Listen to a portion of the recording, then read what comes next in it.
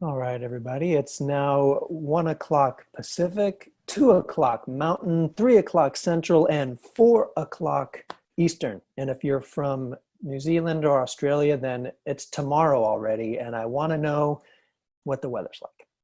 So if we could go to the next slide, we will have all of you use the chat to introduce yourselves to each other.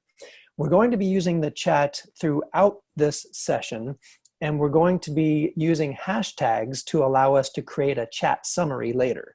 So if you would just take one moment, use the hashtag hello and enter your name and your campus or organization in the chat window. We'll all get to know each other a little bit better, and then we'll get started as more people pop in to this AAEEBL meetup. Fantastic. All right, well, while you all say hello and introduce yourselves in this chat session, if we could go back to the first slide for just a second, I want to make sure everybody knows that they're in the right place. And so we are here with the Association for Authentic, Experiential, and Evidence-Based Learning, AAEEBL for short. And today we're going to discuss together how can students generate evidence of their learning in a remote world. So if we go 2 slides forward, you'll see the 3 of us, Gail, Matthews-DeNatale, myself, Kevin Kelly, and Helen, Chen. We're your intrepid leaders for today's adventure. And you can see that you can contact us by email or by Twitter, and we'll have this information again at the end of the presentation. We'll go to the next slide and we'll see a little bit more about AAEEBL. Since many of you in that registration form said, I am not familiar with AAEEBL. What is it? So we thought we'd give you at least a brief overview.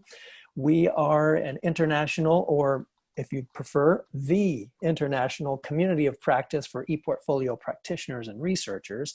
And our goals are to share resources, best practices, and research to enable the effective integration of ePortfolios for deep learning and engagement. And we make a lot of contributions to the field, including a field guide to ePortfolios, the AAEEBL ePortfolio review. We're working with a task force led out of a group from Auburn University on some digital ethics, community of inquiry.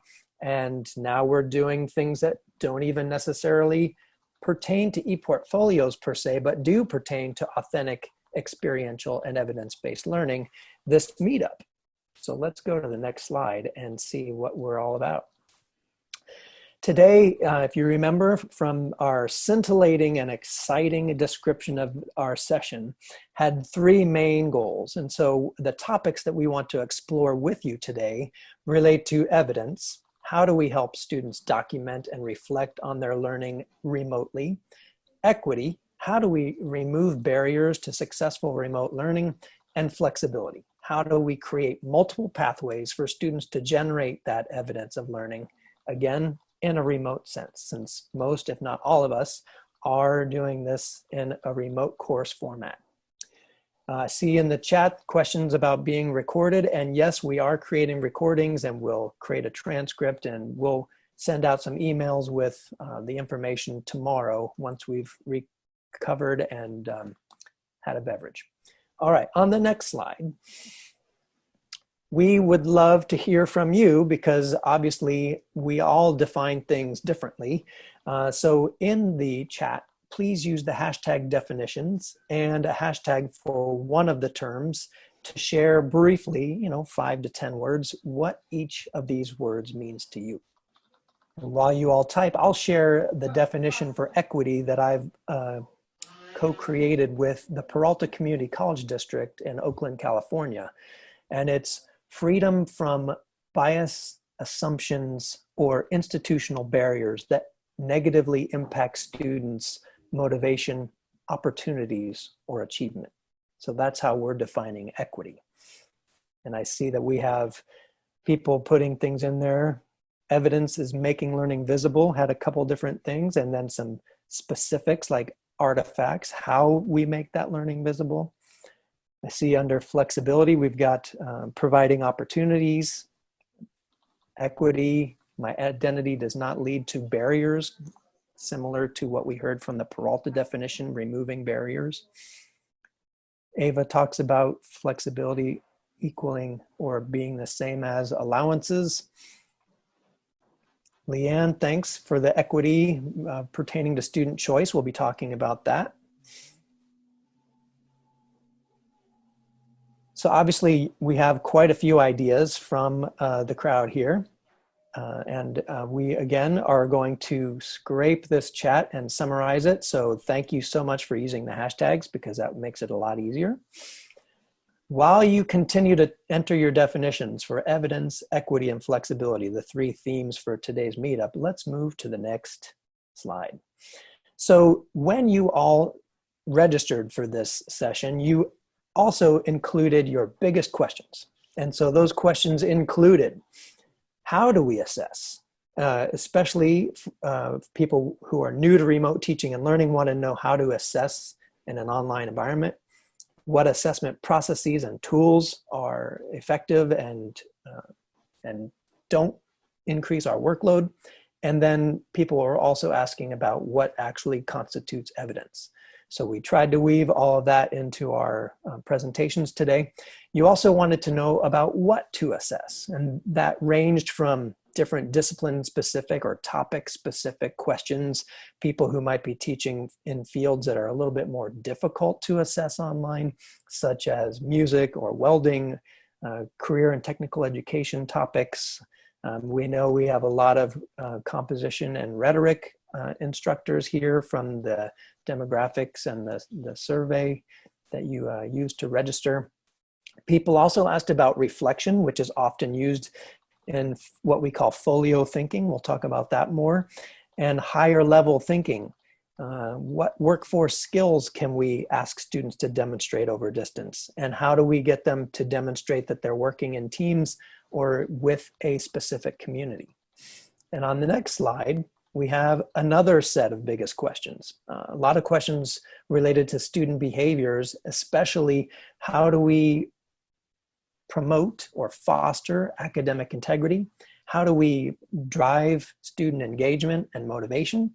And then, because equity and universal design for learning were themes that we referenced in our abstract, people asked questions about universal design itself, access, being one of the equity issues people had the most questions about, access to technology and the internet. And again, a lot of people asked about how do we provide those multiple pathways for students to generate and share evidence of learning. So we are going to get to as many of these things as possible, knowing that this is what I'm calling the beginning of the conversation. So we expect that this will continue after today's meetup, but let's go to the next slide and see what we've got. Gail, I'm handing it over to you. Okay, so thank you, Kevin.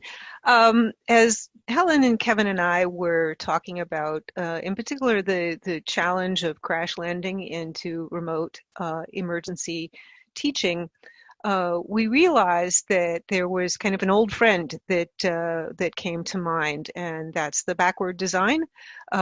Many, if not most of you, are familiar with this, but just to kind of reiterate, with backward design, we start with the end in mind. So what are the capabilities and the enduring understandings that we want our learners to develop? And then thinking about the experiences that they would need to have, whether it's readings or exercises or whatever, that would help them develop those capabilities and enduring understandings. Now, when we're thinking about evidence, the other thing that we kind of want to keep in mind is how can we build those learning experiences so that they also generate as evidence. So tests and exams or quizzes are often necessary, but it's also possible to develop the learning experiences so that they generate evidence along the way and can be used to determine, improve, and evaluate the attainment of goals. So it's not just at the end, but it's something that both we and our students can look to. So that was December, and this was January and February. All of a sudden, we found ourselves in a situation where we were not only asking those three questions, but we were also saying what really matters most. This sharpened our focus. We realized that we needed to zero in on those absolutely mission critical essentials. And thinking in terms of, because many of us were going online midstream, which ones of our things that we want for our learners can realistically be accomplished in a remote setting. And we started to look at those tools, the online spaces and the online tools, in a different way in terms of helping our students be able to leverage those demonstrations. And so again, thinking about the learning assessments, what digital evidence can my students produce to determine, improve, and evaluate attainment of their goals? So this speaks back to what Biggs and Tang talk about with the constructively aligned system. Really creates an enveloped system in which communities can support each other. So I thought I'd give you a couple of examples from my own practice. And as Helen and I, we were kind of comparing what we do within our classes. And then we backed up the train and said, well, you know, what do they evidence? And as we looked at the ones that I did in my teaching, we kept on doing this touchstone of benchmarking assignments and breaking major assignments down into chunks to make them more manageable, but also thinking and constructing those chunks in a way that each chunk generates some evidence of learning. So what do I mean by that? Well, at Northeastern University, we have a program called XN. And what XN is designed to do is to have students be able to take on experiential learning projects, but they're designed to be done completely online. So for example, in previous terms, I've had a student working with the public schools that they wanted to be applying for grants in a particular domain and doing some background research on whatever they wanted to apply for. I've had students that were working with HR to help them design trainings. I want to feature this example because it's just so relevant to what we've had happen from winter 2020. So at the outset of the project, in the second week of the course, I have a course wiki, and people describe the project that they want to undertake. They say what the goals are, and then we can, that's a way that, because it's in the wiki, we can talk a little bit about the plan and whether or not it's reasonable. This student in question, she teaches at a Sino-American school in Nanjing. And so the project that she wanted to do was to help her school develop a successful international counseling office. And that her project was to sort of benchmark and find out what other offices that were successful would do to develop a plan for implementing and assessing the effectiveness of a counseling office, and for engaging the staff at her school to bring them kind of into this global community. So that's what she started out with, and that's how she identified her scope in the early weeks of the wiki. She worked on that for about the course of maybe 9 weeks, 10 weeks. And at the outset, I thought, well, can we add another layer to this to help gather additional kinds of evidence beyond the wiki and beyond her final project? And so at Northeastern, we have a thing called SAIL, which is a framework of dimensions, skills, and masteries. We took a look at what hopefully all education would help our learners build, things like design thinking, systems thinking, perseverance, and resiliency. I took that framework, and because this is a capstone course, I compared it with our program outcomes and laid them out in front of the students. And I said, okay, you're not going to be able to do absolutely everything. If you focus on everything, you don't really focus on anything in particular. So of these possible things, pick 2 or 3 that as you do your XN project, you're going to be keeping an eye on. So for example, the learner that I was just speaking about with the Sino-American school picked strategic thinking. She's picked several, but I'm just going to focus on strategic thinking for a moment. And at the beginning of the term, I said, okay, take a look and think about the times that you think that strategic thinking has been relevant, an experience, recent experience, and do what we would call a self-calibration. What is a self-calibration? We have Sale would provide the definition for what we think strategic thinking is, so that we can kind of know that what's in the bubble over everybody's head is pretty much the same. And we asked 4 questions, very basic, relatively concrete questions. You know, in the experience you have in mind, to what extent did you anticipate change and look for future opportunities? They rated themselves not at all, to a great extent, and wrote a little reflection going on with that. As the experience went on, I had them take what we call reflective moments periodically to revisit these skills and masteries, and write a little bit about them, compare what was happening with their current project. So as I said, here's where she was in the beginning of her project wiki, and here's one of her reflections as she wound up revising her plan. And she realized that a lot of the things that she had planned to do, like coming together with the staff, just wasn't going to be possible. She'd gotten stuck in the United States, the staff was in quarantine, and so she began to shift how she was writing about her project to be what we can do now versus what we might be able to do one day. And so no matter how challenging the remote setting is, there's still a possibility to be thinking and describing what one might do if the current circumstances weren't getting in the way of some of those kinds of things. So that still involves a fairly detailed amount of thinking. So she says the deliverables have changed, but she's still thinking that she's gotten a fair amount out of it, and she can talk about it. So by the end of the experience, she's got several calibrations. Here we have her baseline calibration and her final calibration. We've got a series of reflections where she's saying, okay, COVID-19 created all kinds of complications, but there were other complications. Still feeling pretty amazed at the fact that she was really able to meet any of the goals at all. And she had a kind of a summary report presentation. So I've got 3 different kinds of evidence, different categories of evidence, just with this one project. So let me talk about another example, my second and last example, before I'll turn it back over to you.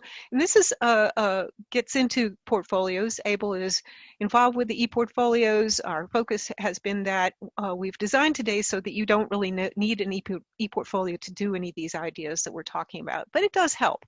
We often think about portfolios as being for a person, their holistic representation of themselves, but projects can be portfolios. And so in this case, we use Digication, which is the e-portfolio software that we have at Northeastern, to create a template for a case study project for how people learn. The learners select a learning event that might be a kind of software, and somebody learning how to use a software. That might be an online course, somebody what their experience is with the online course, and they document it. And it takes place over the span of 5 weeks. And each week they're working with a different section of this template. So as you see here, here are the prompts for the documentation that I asked for with the learner, some prompts for the documentation I asked when they documented the setting.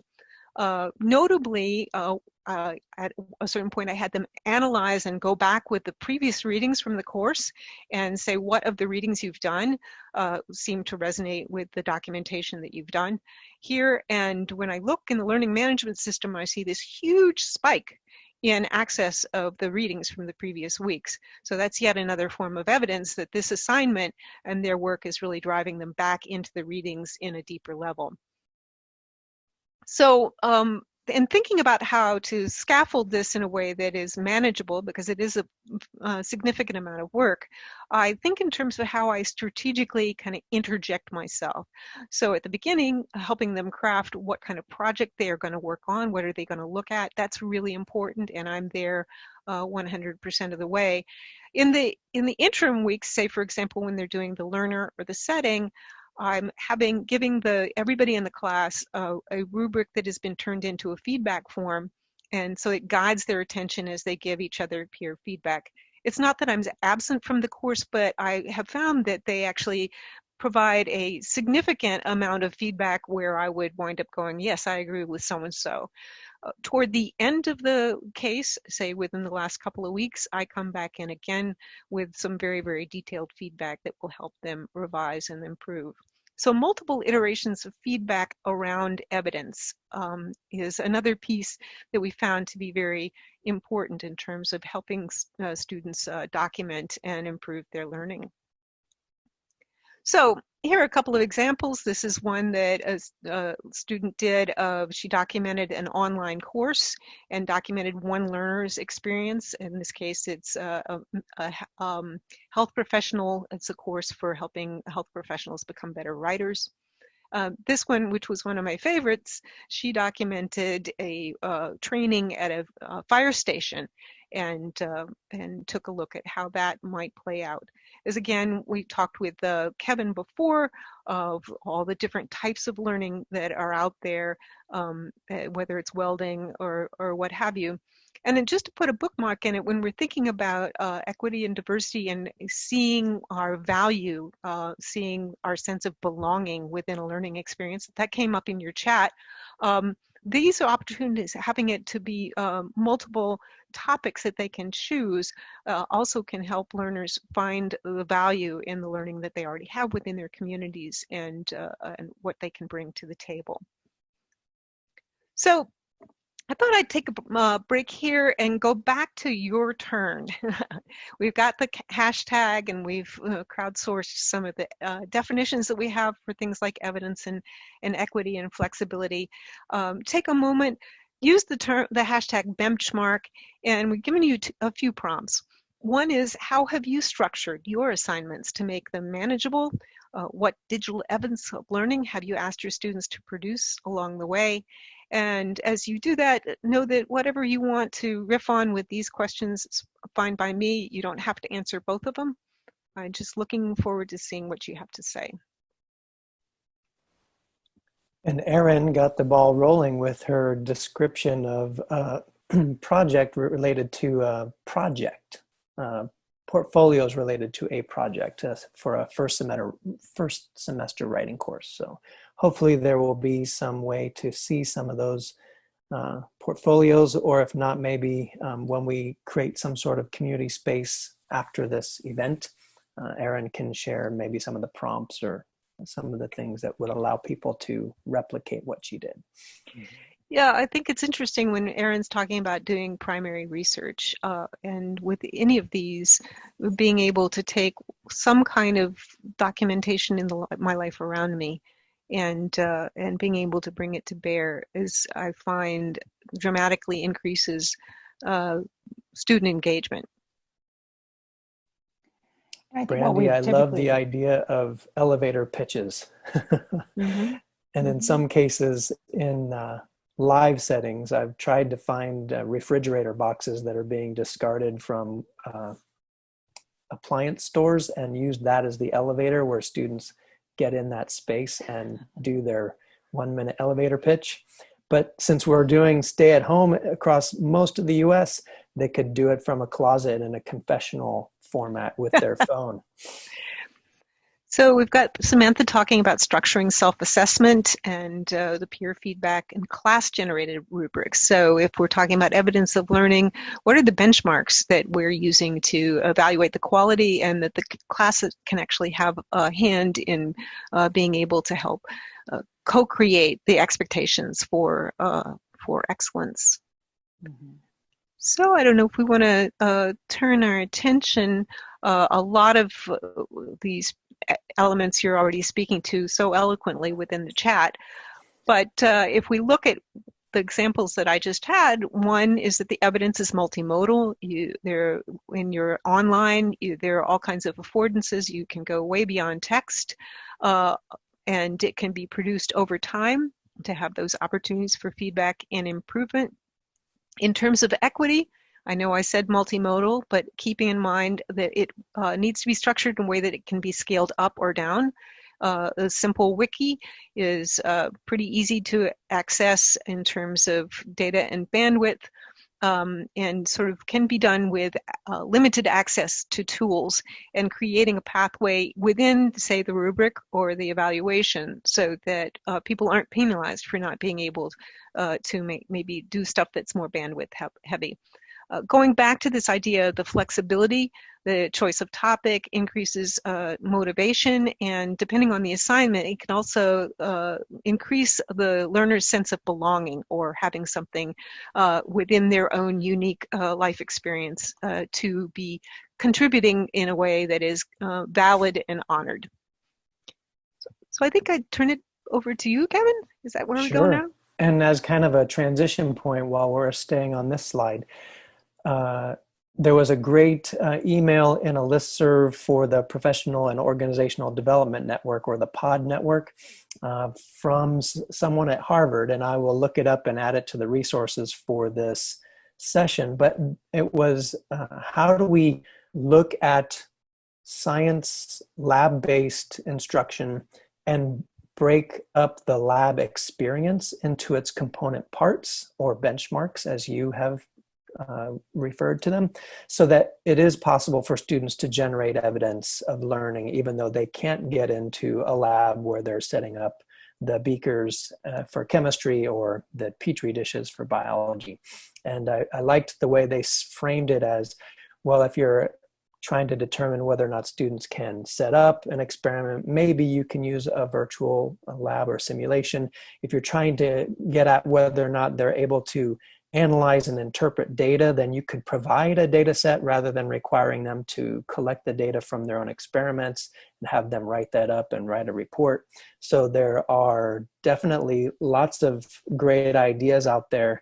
And so as we make these brief presentations on different topics, know that they're just a couple ideas of many, and we'll do our best to aggregate some that have been out in the digital space, but we're hoping that you'll share yours as well. Thanks, Kritika, for sharing that link. And so let's hop into the next topic, where I'd like to take a few approaches or pathways to describe multiple pathways.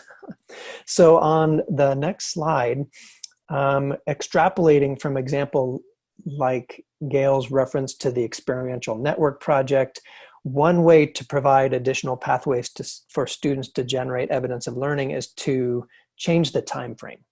Gail described what we can do now versus what we might be able to do one day. In terms of folio thinking without e-portfolios, we can position this as reflections versus projections. Something that you did or are able to do or demonstrate live in some shape or fashion versus this is what I would do. And then for reflections, the evidence would be something, a photo of something you've done, a product you've created, a walkthrough video explaining why you did something a certain way, how you did something.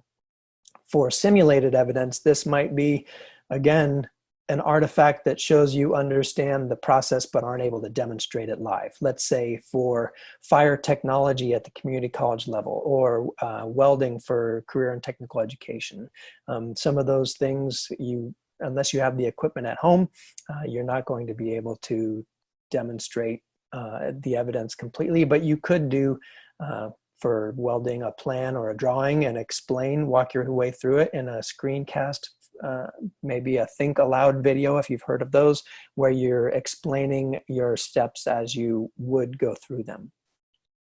On the next slide, it's a different way to approach time, and that's to provide students with multiple opportunities to show what they know over a specific period of time. So my own online class is called How to Learn with Your Mobile Device, and I broke it into 3-week modules that we cover throughout the semester. And we get into a pattern right at the beginning, where in week 1, they review some mini lectures and take some quizzes to demonstrate that they understand the core concepts we're going to be discussing over the next 3 weeks. And in that same week, they write a plan about something that interests them that they want to explore in their own lives. It could be something for another class. It could be a work-related training situation, or it could be something where they want to teach themselves how to do something at home, like cooking Indian food or playing the guitar. In week 2, we have group discussion posts and replies. And in week 3, those group discussions, the teams of 5 to 10 students summarize them, and then they write individually reflections on how their explorations went. And so you can see those are at different levels of depth, which for Universal Design for Learning, if you're familiar with that, providing different levels of challenge is one of their checkpoints that they recommend, as well as providing elements of choice. So students get to choose what they want to explore from the topics that are proposed in the mini lectures. And so they pick something that's the most relevant to them in their lives, whether it's school, work, or home. On the next slide, another way to frame multiple pathways for our classes and our students is a tool-based pathway. And we can ask some questions that'll help us decide what tools to use if we don't use electronic portfolios. And the questions are, who do you want to be able to see the artifacts that students produce, the evidence that they produce, and where will it live? Who owns it? And so you can see at the individual level, if you want it to be a one-to-one relationship between you and your students, in the learning management system, Canvas, Moodle, Blackboard, Desire to Learn, whatever tool your campus uses, there's an assignment tool, a quiz tool, that those are allow you an individual experience where you can provide feedback to that student directly. And outside the learning management system, you may ask them to email you some evidence of learning or put something in a common space like Dropbox.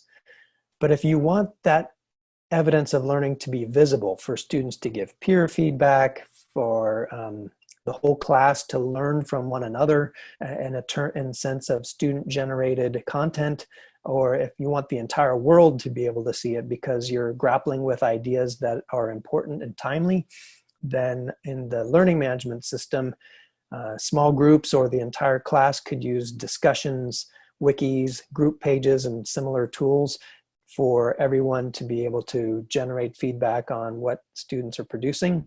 And then outside the learning management system, you can play with the settings and permissions to either close things like an online gallery in Flickr or a class portfolio in Pathbright or Portfolium, so that students upload items into a common space instead of having their own portfolio.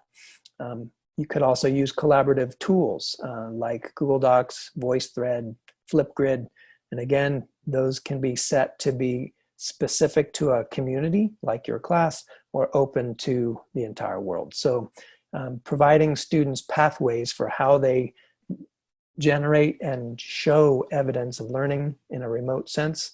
This gives us a partial list. It's not a complete list, but it gives you a way to think about it. We will go to the next slide, Gail. Thank you. And so obviously we're setting forth a buffet for you here, and it's appropriate that there's a piece of cake on this slide because the buffet is rich. But this whole concept of adaptation pathways really asks us to start putting ourselves in our students' shoes, which is something we don't always do as teachers. And something I invite you all to do the next time you are creating an assignment for your students, pretend you're a student in your own class and see if you could complete that activity with only a smartphone. See if you could complete that activity without any device, or you have a device but you don't have internet connectivity or adequate internet connectivity. So here are just, again, a couple of examples. Since tomorrow is the anniversary, the 50-year anniversary of Apollo 13 returning to Earth after a major catastrophe could have caused this astronauts to expire. They had to figure out how to use what the astronauts had with them to fix a ventilation system, or they would have had carbon dioxide poisoning. Carbon dioxide, right?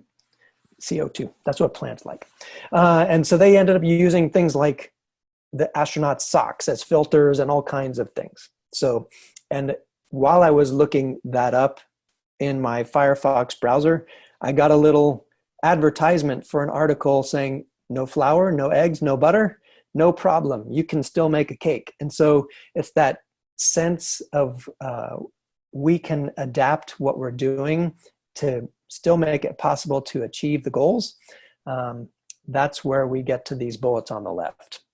And so I had in one of my fully online courses, a student tell me, hey, I know you want us to turn in papers as a PDF file, but I'm currently living in my car and I don't have Microsoft Word on my phone. I don't have a way to create PDFs. What do I do? So I changed the requirements then and there so that students could use whatever tool they wanted. But for that specific student, I told him that he could use Google Docs if he wanted to type with his thumbs, or if he didn't, he could use Dragon Naturally Speaking app to speak his essay into the phone, and then it would convert it to text. Since my class is an instructional technologies class, a general education course, and it's not a writing intensive course, I would be okay with grammar errors or things like that, as long as he can show me that he understands the concepts from the class. And lately, with this remote teaching and learning situation that we all find ourselves in, we know that some students are in stay-at-home situations where they may be sharing one device with, let's say, a couple of adults, some students in K-12 that need to finish school requirements, and so they may not be able to get to a device and submit something in a timely manner. But if we were to say, let them write out an essay in their notebook that they have at home or a scrap piece of paper they find in the recycle bin, they could then call a Google Voice number that we set up. It's free, has a voicemail mailbox, and the student could basically read their essay into the mailbox so that we could evaluate it with the same exact rubric that we used for the written work. And so we're starting to think of ways that we can allow students to adapt to the current circumstances, and we don't hopefully expect that this situation will last forever, but we know that they may reemerge. In Florida, hurricanes strike. In California, we have wildfires, so we do close our campuses, and we do want to make it possible for students who are in, let's say, less than ideal situations at home. And we want them to be able to participate and complete this thing successfully. The same type of approach could be taken for STEM instructors, whether it be math problems or physics problems or what have you. If the student doesn't have access to a computer right away, let them write them out and take a picture with their phone so that it's legible, but still provides them an avenue to submit. If we can do the next slide, we'll see that a case study from Laney College in that district I mentioned before, the Peralta Community College District in Oakland, California. I wanted to give this because it's something that could be done with students right now while they're staying at home. Alicia here teaches ethnic studies courses, and as part of our equity initiative, she changed what students were asked to do. Typically, she would ask them to watch a video and write a reflection on it. But in order to increase the meaning for them personally and possibly allow for the introduction of cultural perspectives, she asked them to watch the video for the class in some community setting. It could be with their family. It could be with their roommates if they're living away from home. It could be with people from their community if they're involved with a church or other community organization. But to watch that video with those others and lead a discussion about what the video meant to that group. And then write a reflection, not just on the video itself, but on the meaning of that video for that small group. And so this is something that people could do in a stay from home situation. For most people, if they're with others. If they're not, then perhaps it's something where they could do it asynchronously to have multiple people watch it and provide their thinking before writing that reflection. just wanted to throw that in because a lot of us right now, as we talk about equity, are focusing primarily on access to technology, but equity is a much larger Venn diagram. And so wanted to acknowledge that there's more to it than that. On the next slide, I wanted to point out one last type of pathway we can provide to our students, and that's one that involves choice. Again, pulling back on that universal design for learning concept, we can do something like a business faculty member at San Francisco State has essay exams, and he has switched to have 3 questions about each core concept he wants students to demonstrate that they understand. And the students get to pick which of the 3 questions they want to answer. And so that's a simple way to provide choice to students so that they can succeed in the way they feel most comfortable. We can also provide rubrics that allow the flexibility for how students submit their work. And we can provide prompts, similar to what we saw on the last slide with Alicia's work at Laney College, that students are able to inject meaningful life experiences or cultural perspectives into their responses, into their assessment writing or what have you. So on the next slide, I want to show for the class that I mentioned before that I teach, How to Learn with Your Mobile Device, my final project, I have students go through 2 steps. First, they write a draft. It could be an outline or a full draft essay where they answer the question prompts about what they are taking away from the class, how they're going to use it in their lives, what they would do differently, stuff like that. And then they choose the format in which they want to submit it. And any one of these, as long as they've answered those questions, I can use the same rubric to grade the student's work. And they can do it in text format, some sort of online presentation, audio or video format, including that Google Voice message that I brought up before, a multimedia format, and I even put an other, but I usually ask them to check in with me to make sure it's something that I can download or read or accept. So on the next slide, it is your turn. Just like Gail asked you all to share your thoughts about those benchmarks, I'm going to ask you to share your thoughts about pathways. And in these 2 particular cases, I'm hoping that you'll share ways that you've provided choice to students, whether it be a choice of prompts or problems or formats. And also in these times when we are being more adaptive in our thinking and how we help students succeed, what adaptations have you shared with students, whether it be a time frame? Hey, we know you can't get to the welding lab, so we want you to be able to project what you would do when you have access to that equipment, or technology. Hey, we know you don't have a computer right now, so go ahead and use Google Docs to submit that work.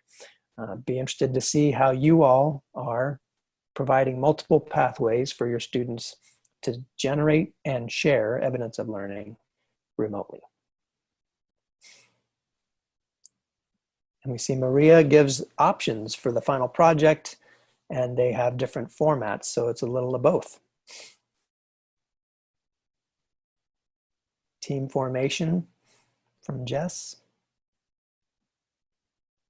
And I like the fact that you're acknowledging that they may need help staying in time zone teams, right? So some of us are people, as the students left our institutions and went home, that could be outside the country. Camille shared options of presentation format. Candace, the adaptation is to have no set due dates and providing students more of a self-paced pathway with formative feedback. Love that. The challenge there is to make sure that they space out the work so they're not saving it to the end. Barbara, team formation and presentation using Collaborate Ultra and creating slides through Google Doc. Nice. Kathleen Yancey says the phone camera can capture all kinds of work. So true. And Kritika from Stanford, bringing in-person convos with friends and family into the online course discussion. It's a take on what I shared from that ethnic studies professor from Laney College. Nice.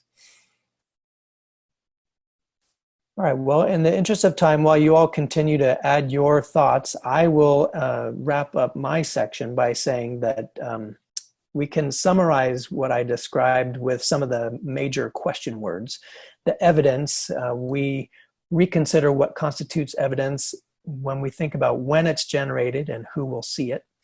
For equity, we're addressing access issues, how students submit their work or complete their work, but we can also foster diversity, inclusion, and personal meaning by thinking about what it is that we're asking students to generate and how they can include their personal perspectives.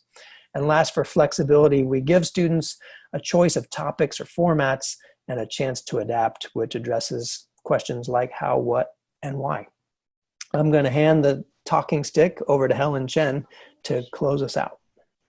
Great. Hello, everyone. And again, thank you so much for joining us today. We're excited to have you here. So in this last section, I just want to first start off by talking about some different kinds of assessment approaches and options. And on the next slide, I mean, the context for all of this really is the recognition that we have almost 200 schools, perhaps more now, that have gone to these pass-fail policies for their students. And that has raised a lot of questions about how we grade, do we grade, what's going to be motivating to students to encourage them to continue to work and study hard. We've certainly had some students, here at Stanford decide to take a leave of absence. I mean, I think all of the kinds of, concerns, questions about online education, which of course it's been well documented and pointed out, this is not online education. This is emergency remote teaching as both faculty and students and staff try to figure out how do we manage in this situation and finish off the year strong. The next slide begins to highlight, sort of this question, and I especially appreciate a colleague of mine in Stanford Introductory Studies, Lori Dietz, who kind of proposed sort of this idea, this sort of Mad Lib idea. So if we really take it down to basics, this idea like I will consider this a successful class if students know fill in the blank and or can fill in the blank by the end of the class. We know that fill in the blank really sort of maps back to learning outcomes, learning goals. What do you want your students to be able to know and be able to do by the end of your revised course? And how do they demonstrate that? And that was really the impetus behind today's conversation. If we go to the next slide, there are some really terrific resources which we will share in our follow-up with you. And I just pulled some of these from some of the work being done at Rutgers, UC Berkeley, IU Bloomington, and so on, about what some of these examples of alternative assessment approaches might be. At Stanford, we've also gone, what we're calling satisfactory, no credit, and there are no finals. There's no finals week. And so what do we do? Some of the faculty that I work with in mechanical engineering, have asked that question, okay, with no finals, how do I grade? How do I assess? What do I offer? And so what I appreciate about some of these resources and examples are, some kinds of alternatives, whether it's developing a fact sheet, that could be distributed to the public, a policy memo, how do you leverage, some of the video conferencing technology to conduct virtual poster sessions. And certainly some faculty have said, it's now easier to actually bring in guest speakers or invite people to come join the class and offer their perspectives. So a lot is opened up there. And so we'll be sure to share these with you to give you some additional ideas. Where I would like to pivot and really building off some of the ideas that Gail and Kevin have mentioned earlier, if we see on the next slide, this question of how can we engage students? What's in it for students in terms of motivating them to generate evidence of their learning in a remote world? Gail and Kevin gave some fantastic examples of, certainly the perspective of faculty and instructors. How do we generate evidence of what they're learning, to fulfill the learning outcomes and goals of our courses? But for students, what's in it for them? And why do they need to generate evidence? On the next slide, these are just pulled from the headlines in terms of some of the concerns and worries I think that we increasingly have for our students. Certainly students whose summer internship or research or fellowship plans for the summer have been canceled, for our graduating seniors or students who are now, sort of entering the workforce or looking for jobs as they're going to school, what is that market going to look like for them? And this is sort of just the reality I think all of us are facing as we consider potential budget cuts and belt tightening at our institutions, So this idea of like, in terms of being able to have evidence of what you know and can do is becoming even more critical. And for students to also be able to know that the work that they're doing, that they may be turning in for, for example, projects and so on, that actually can also be something that can be helpful for them as they're looking for, for jobs, for internships, other kinds of positions. So if we go to the next slide, we can then begin to consider, as we think about where evidence might reside, the evidence that students might use that, could actually be part of and be referenced in, for example, a LinkedIn profile, could be described in a cover letter, or resume and so on. These are some of the considerations that, that might be particularly important for students. And of course, we see portfolios as part of this. Now, if we go to the next slide and we talk about sort of why portfolios, this question of the portfolio being a place where students are able to tell the story of who they are, their education, their experience, not just the experience that they have developed, within, on campuses and so on, but prior life experiences, other kinds of activities that they may have part of. And what might that portfolio be able to reveal about them that these other kinds of profiles and records do not? So to be able to tell that more holistic message, that sort of comprehensive story about who they are, to give them greater control and ownership to really communicate their experiences and their particular values, to provide greater context about where they come from, the challenges that they face, what they've been able to accomplish, and to also increasingly be able to differentiate themselves, from other kinds of platforms that really focus on standardization, even though we recognize that LinkedIn is sort of your common, currency for professional networking and so on, but the portfolio allows them to tell their own story. So if we go to the next slide, this idea of looking at evidence in a portfolio, a colleague of mine from the program in Writing and Rhetoric talks about the portfolio as representing a rhetorical argument that has a thesis or a claim that really has to be backed up by evidence. And so some examples of artifacts that become part of that evidence might be, again, we've talked about pictures and images, videos, research papers, teaching moments, key kinds of learning experiences. Those are sort of examples of the artifacts, but taken together, in terms of representing or illustrating how this comes together. If you see in this example portfolio, the thesis being a product designer focused on on creating educational products that help people teach and learn. And at the bottom right there are 3 examples of projects that he's worked on. If we go to the next slide, where I'd like to go with this, and I know we're running short on time, but as you think about your own students, how and where could you help your students, curate their learning as broadly defined, both translate and apply what they're learning, and then also providing them with opportunities to practice telling their story of their education as well as their experience.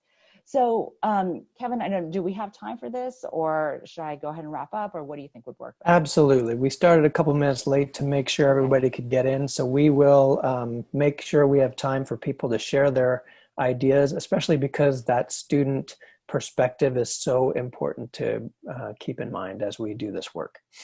Great. So yeah, we would love to have your input here. And again, I know that, again, just kind of bring it all in. We'll be summarizing all of this to be able to share with you later. I really appreciate Kritika, your example of Medium pieces or blogging and so on. Increasingly, this idea of thought leadership and how one might leverage social media, for example, to demonstrate thought leadership. And that also can be using LinkedIn, for example, as a publishing platform.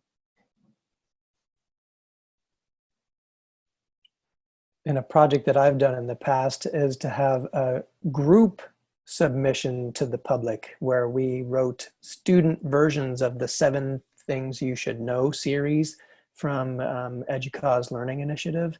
And we would because those are typically written from the faculty perspective. We rewrote them from the student perspective and posted them online. So definitely that whole concept makes everyone better for it. Yes, and I think Anne, I think your example of telling them your story and really modeling for them, I think that actually is a really terrific example as well. And Sam, I see like students creating process journals. Again, the application, and especially as we're looking at how this might be sort of applicable and relevant, particularly for students in engineering and other STEM fields as well. So while we see these ideas go into the chat, and I encourage everyone to keep writing them, maybe Helen, you can summarize Sure. your section, and then we'll give people some information about next steps. That sounds great. So again, in summary, this idea of, as we're thinking about evidence, and again, Gail alluded to this as well, communicating in multiple modes, to recognize that, evidence can take the form in both textual form, visual, oral, and also acknowledging the different kinds of audiences that as we encourage the students to think about the value and the application of what they're learning for audiences beyond our campuses. The question about equity, I think, is really important in terms of recognizing the complexity and diversity of digital identities and representations, knowing that when students step foot on our campuses, they aren't blank slates. They've had rich experiences that inform and they can inform who they are, and also identities that they continue to develop while they're on our campuses, as they move inside and outside the classroom, on campus and off campus, summer, during the academic school year and so on. And how do we actually give them, and this is where the flexibility comes in, that agency and choice to be able to represent the different aspects of their education. We've heard it before, of course, we're not just preparing students for that first job when they graduate. It's going to be the 5th job, the 10th job, the job that doesn't even exist. And how do we really empower them with respect to those kinds of skills and really make sure that they own it, so that when they walk across that stage at graduation, they're not defining themselves by their major as the typical sort of, standard introduction, but they're really defining themselves by what they know and what they can do and can demonstrate how they apply that to wherever they may go in the future. Fantastic. Well, we have just enough time for the next slide to wrap it up. So the meetup wrap up in just a minute. So we'll be following up with some additional resources by next Friday, but tomorrow you will get a thank you email with some preliminary information. But our commitment, again, we're a small but mighty team, but we're going to transcribe this audio and we're going to provide the slides and the link to the recording and put together some other resources. I've created a Google Doc with all of your biggest questions from the registration form, so there'll be quite a bit there to continue the conversation, as we are saying. And so we hope that you'll continue with questions and thoughts and contributions of your own. And if you are new to AAEEBL, if you've never heard of it before, the website right there, aaebl.org, AAEEBL.org for the transcriber. Let's go to the next slide and see what else we have. Oh, that's right. We're going to do another online event. And this one will be related to defining digital ethics, and we'll be doing a Trans-Pacific AAEEBL and ePortfolios Australia co-hosted webinar or online event. And so we hope that you'll join us for that. It's going to be a little bit trickier because we have to squeeze in times that work for both Australia and North America. So it'll get a little bit late for the folks on the Eastern time zone, but we will be recording it and hope that people will join us.